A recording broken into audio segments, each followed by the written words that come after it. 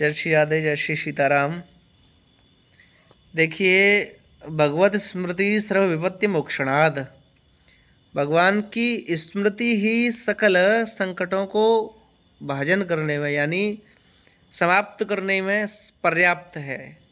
भगवान का नाम ही पर्याप्त है। बस कोई रोग हो, कोई दुख हो, कोई संकट हो, कोई संताप हो, कोई दुख हो, स्थिति हो, परिस्थिति हो, अनुकूलता हो, विपरीतता हो, कैसी भी स्थिति हो, जिस देश में, जिस वेश में, परिवेश में रहो, राधा रमण राधा रमण राधा रमण कहो। अब महात्मा जीवन है हमारा, तो समय थोड़ा कम मिल पाता है, लेकिन मेरा ज़्यादा से ज़्यादा मन रहता है कि भक्तों के लिए, सनातन धर्म के लिए, हिंदू राष्ट्र के लिए या फिर भारतवर्ष के लिए, अपनी जननी जन्मभूमिश्च स्वर्गादपि गरीयसी, अपनी जो जननी है और जन्मभूमि है उसके लिए अत्यंत अधिक से अधिक किया जाए, जो इस मानव जीवन के लिए सार्थक है। अब जीवन धारण किया पृथ्वी पर, और वो भी भगवान के हृदय स्वरूप भारतवर्ष में, जो भक्तों का दिव्य स्थली है, जहाँ पर बहुत से सैकड़ों लाखों करोड़ों भक्त रहते हैं, और वो भी बड़े अच्छे परिवार में, बढ़िया भगवान ने स्वस्थ जीवन दिया, शरीर दिया।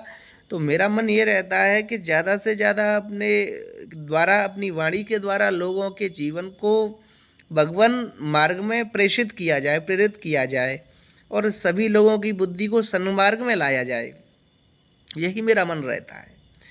और ये वाणी की सार्थकता यही है कि ये जब तक बोल रही है केवल भगवान नाम ही गाए, भगवान का सत्संग, प्रवचन, गीता, रामायण, कथा, उपनिषद, वेद, वेदांगों का, शास्त्रों का विशद रूप से वर्णन करती रहे, जिससे भक्त, संत, सज्जन व्यक्ति, गाय के सेवक, ब्राह्मणों के सेवक, महात्माओं के सेवक, भक्तों के सेवक, जो अच्छी बुद्धि वाले हैं, जो जिज्ञासा रखते हैं भगवत तत्व को जानने की, वो लोग समझ पाएँ, जान पाएँ, और इस जीवन के माध्यम से, वाणी के माध्यम से अगर एक व्यक्ति भी भगवान की ओर मुड़ गया तो जीवन का परम लाभ हमको प्राप्त हो गया।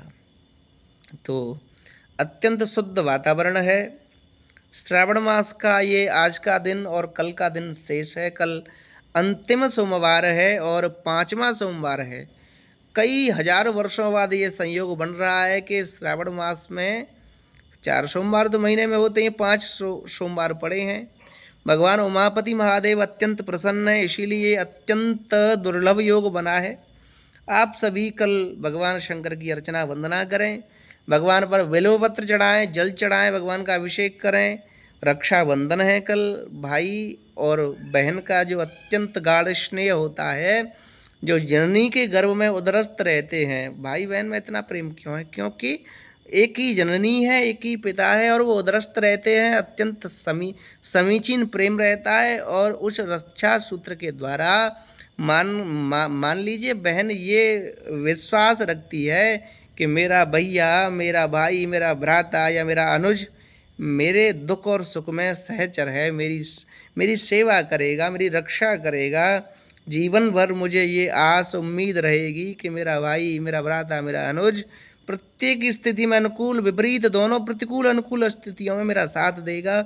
इसीलिए परात्पर ब्रह्म की अत्यंत करुणास्पद कृपा है हम सब पर, जो ये जीवन दिया। इस जीवन में भी हमें सनातन धर्म में जन्म दिया, जिस धर्म में सभी लोग विश्व के, भारतवर्ष ही नहीं, विश्व में जितने भी देश हैं, चाहे वो क्रिश्चियन हो, चाहे वो मुस्लिम हो, चाहे वो अरबन हो, कोई भी देश क्यों ना हो, कोई भी जाति, कोई भी धर्म क्यों ना हो, सभी धर्म इस सनातन धर्म की बड़ी बड़ाई और सम्मान अपने हृदय में करते हैं, क्योंकि ये धर्म ही इतना दिव्य और सुंदर है। कितने त्यौहार हैं जो हमें प्राकृतिक सौंदर्य का दर्शन कराते हैं। भाई बहन का ये सुंदर त्यौहार रक्षाबंधन, जिसमें ऐसा लगता है जैसे सारी सृष्टि का सौंदर्य भाई और बहन के इस रक्षा सूत्र में आ गया हो, जो बहन कलाई पर बांधती है। दीपावली पर ऐसा लगता है जैसे सारा विश्व दीपकों के द्वारा जगमगा गया हो। तो ये सनातन धर्म की सौंदर्यता है, ये हमारे हिंदू धर्म की सौंदर्यता है। और इस सौंदर्यता को बड़े बड़े ज्ञानी लोग, विद्वानी लोग, अत्यंत अनेक धर्मों के, पृथक धर्मों के लोग भी इसका आदर करते हैं। भारतवर्ष में आते हैं बहुत से अंग्रेज, क्रिश्चियन जो हैं, जो लोग हैं, विदेशी हैं, वो आते हैं।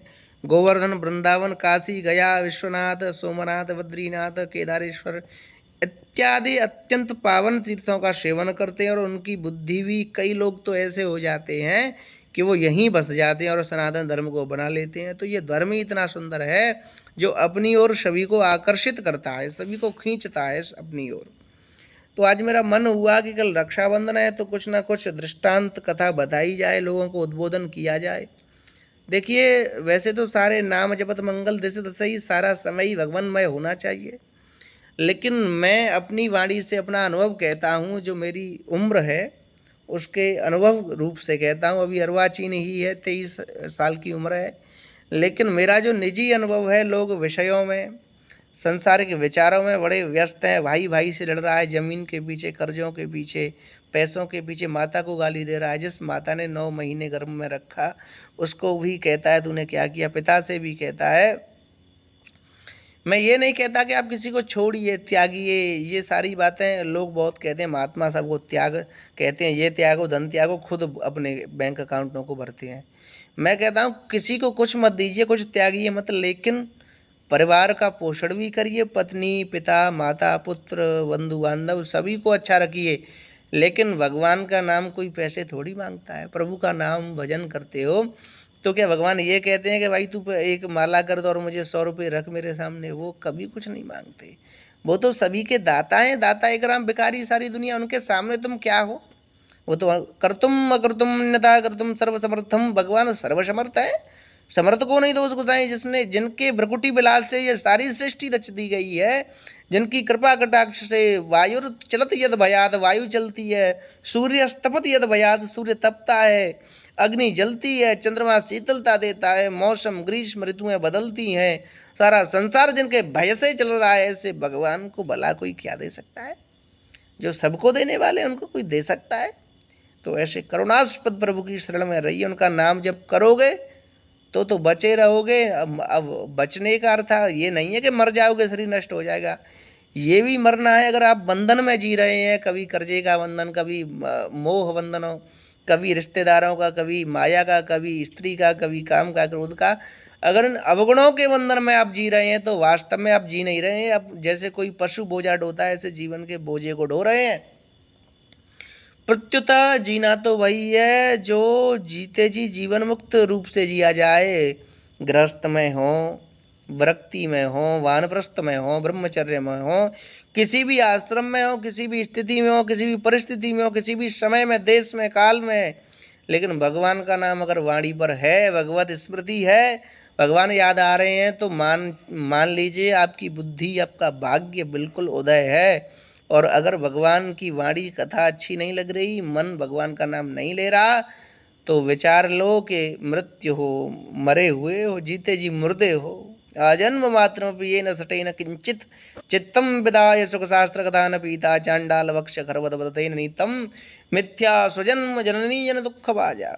जिसने जीवन पर्यंत, जब से माता के उदर से जन्म लिया और मृत्यु पर्यंत भगवान नाम नहीं गाया, रामायण गीता शास्त्र नहीं पढ़े, उसने क्या किया? उसने तो एक मच्छर की तरह, मशक की तरह अपने जीवन को वैसे ही निकाल दिया।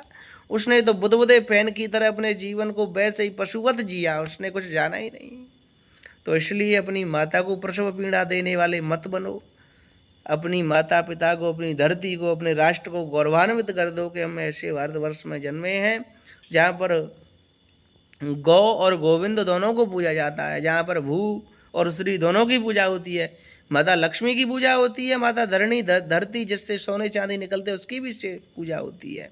गाय की भी सेवा पूजा होती है, माता कहते हैं, और गोविंद को भी पूजा कहते हैं। माता गोविंद को भी अपना स्वामी ईश्वर कहते हैं।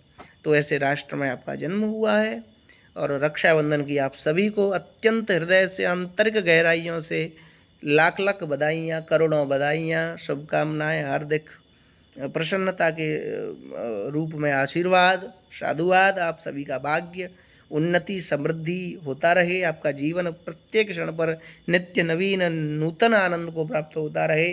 कभी दुख रूपी छाँव आए नहीं, सदैव सुख भी नहीं, आनंद में ही आप डूबे रहें, सदैव आनंदमग्न होते रहें। बस यही अपने इस जीवन से आपको आशीर्वाद दे रहे हैं हम। और भगवत नाम लेते रहिए, इतना आप हमको दे दीजिए। बस इन्हीं शब्दों के साथ वाणी का विश्राम जय श्री राम, जय श्रीमन नारायण। भगवान आपको अत्यंत शुद्ध बुद्ध और मुक्त करें, आपकी बुद्धि को स्थिर करें और अपने चरणों में स्थान दें। इसी के साथ ओम नमो नारायणाय।